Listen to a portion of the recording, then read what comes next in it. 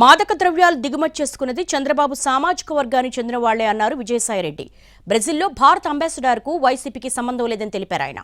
అధికారులను తమ పార్టీకి లింక్ చేయడం సరికాదన్నారు విజయసాయిరెడ్డి. చంద్రబాబు నాయుడు గుర్తించాలి.